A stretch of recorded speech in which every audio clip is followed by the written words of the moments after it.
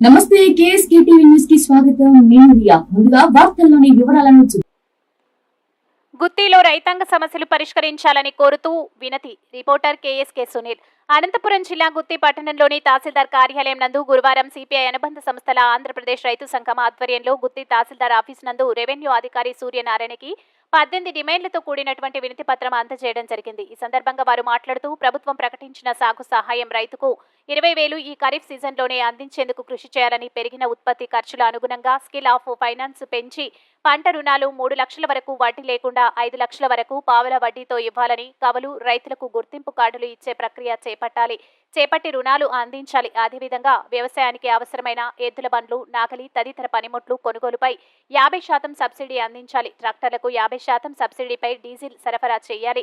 కల్తీ విత్తనాలు అరికట్టి కల్తీ విత్తనాలు అమ్ముతున్న వ్యాపారులపై కఠిన చర్యలు తీసుకునేలా చట్టంలో మార్పులు తేవాలి. అడవి జంతువుల దాడిలో మరణించిన రైతుల కుటుంబాలకు 15 లక్షల రూపాయలు, గాయపడిన వారికి 5 లక్షల రూపాయల ఎక్స్గ్రేషియా చెల్లించాలి. అలాగే నష్టపోయిన ఆహార పంటలకు ఎకరాకు 30, వాణిజ్య పంటలకు ఎకరాకు 75,000, ఉద్యాన పంటలకు ఎకరాకు 1,00,000 రూపాయలు నష్టపరిహారం చెల్లించాలి. ఇలా 18 డిమాండ్లతో కూడిన వినతిపత్రం గుత్తి తహసీల్దార్ కార్యాలయం రెవెన్యూ అధికారులకు అందజేయడం జరిగింది.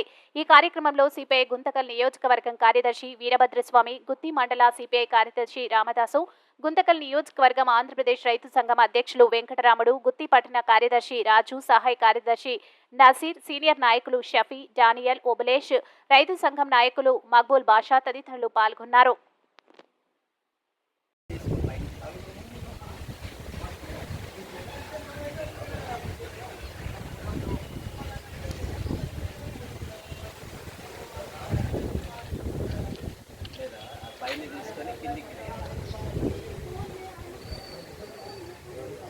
ఆంధ్రప్రదేశ్ రైతు సంఘం, ఆంధ్రప్రదేశ్ రైతు సంఘం, ఆంధ్రప్రదేశ్ రైతు సంఘం రైతులను ప్రభుత్వం వెంటనే, రైతులను ప్రభుత్వం వెంటనే, కౌలు రైతులను వెంటనే, రైతుల సామాగ్రి 50% సబ్సిడీతో వెంటనే, రైతుల పనిముట్లు 50% సబ్సిడీతో వెంటనే, కౌలు రైతుల గుర్తింపు కార్డులు వెంటనే, రైతులకు పెట్టుబడి కింద 20,000 రూపాయలు వెంటనే, రైతులకు పెట్టుబడి కింద 20,000 రూపాయలు వెంటనే. మరి ఈరోజు రాష్ట్ర వ్యాప్తంగా పిలుపు మేరకు మరి ఆంధ్రప్రదేశ్ రైతు సంఘం ఆధ్వర్యంలో సిపిఐ అనుబంధ సంస్థ అయినటువంటి ఆంధ్రప్రదేశ్ రైతు సంఘం ఆధ్వర్యంలో మరి ఈరోజు ఒక మెమరాండం ఎంఆర్ఓ గారికి సమర్పించడం జరిగింది. మరి ఇది జిల్లా లెవెల్లో, రాష్ట్ర లెవెల్లో జరుగుతున్న సందర్భంగా గుత్తి మండల పార్టీ కూడా ఈరోజు ఈ యొక్క మెమరాండం సమర్పించాము. మరి ప్రభుత్వం ప్రకటించిన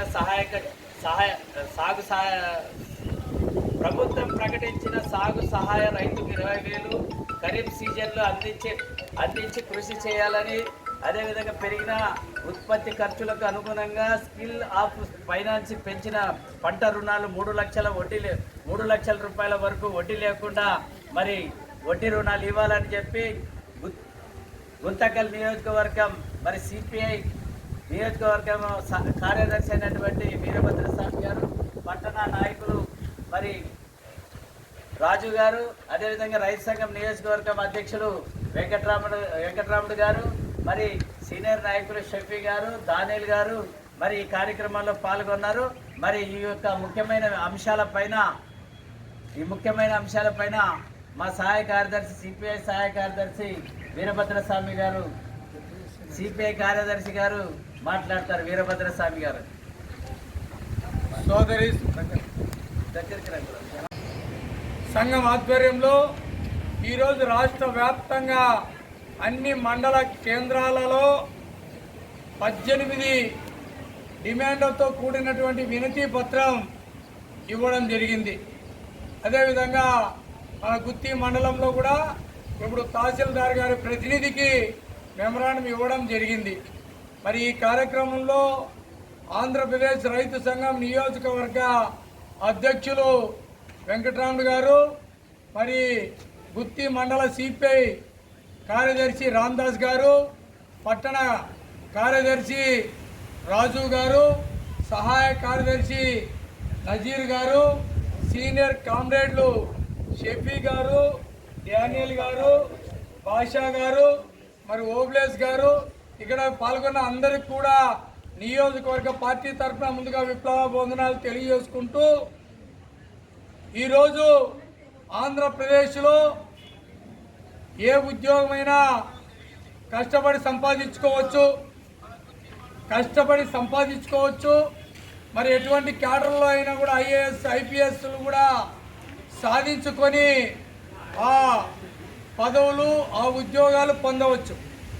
కానీ నేడు రాను యావత్ భారతదేశం ఆంధ్రప్రదేశ్లో కూడా రైతుల సంఖ్య, పొలాలలో పనిచేస్తున్నటువంటి రైతుల సంఖ్య పూర్తిగా తగ్గుతుంది.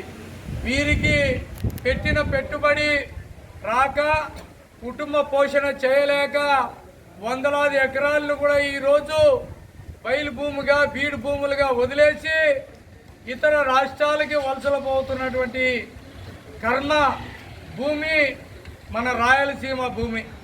అటువంటి భూముల్లో పనిచేస్తున్నటువంటి రైతుల్ని ఆదుకోవాల్సినటువంటి బాధ్యత మన రాష్ట్ర ప్రభుత్వానికి ఉంది. మరి కొత్తగానే ఈ మధ్య కాలంలోనే మరి తెలుగుదేశం కూటమి ప్రభుత్వం చేపట్టింది, పరిపాలన కొనసాగుతుంది.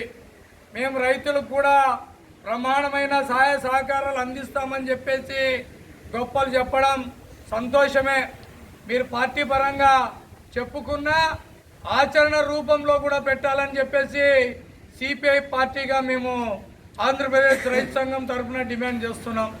అదేవిధంగా మరి రైతులను ఆదుకునే పద్ధతులు, వారికి కావాల్సినటువంటి పనిముట్లు, వారికి కావాల్సినటువంటి మరి ట్రాక్టర్లు, ఎద్దులు, ఇతర పరిశ్రమలు ఏవైనా కానీ కావాలన్నప్పుడు 50%తో కూడినటువంటి సబ్సిడీతో కూడినటువంటి సౌకర్యం రైతులకు కల్పించాలని ప్రధానంగా.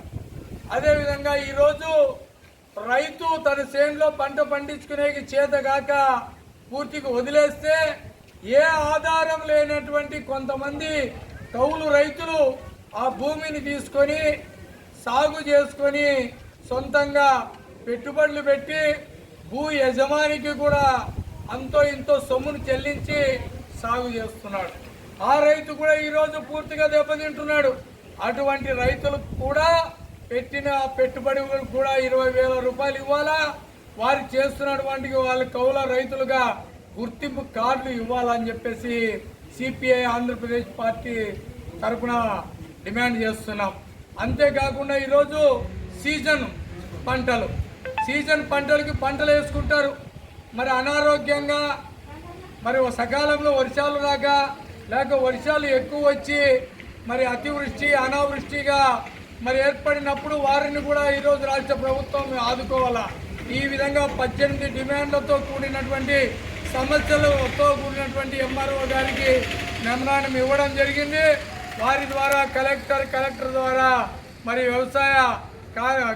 వ్యవసాయ శాఖ మంత్రివర్యులకు చేరుతుంది.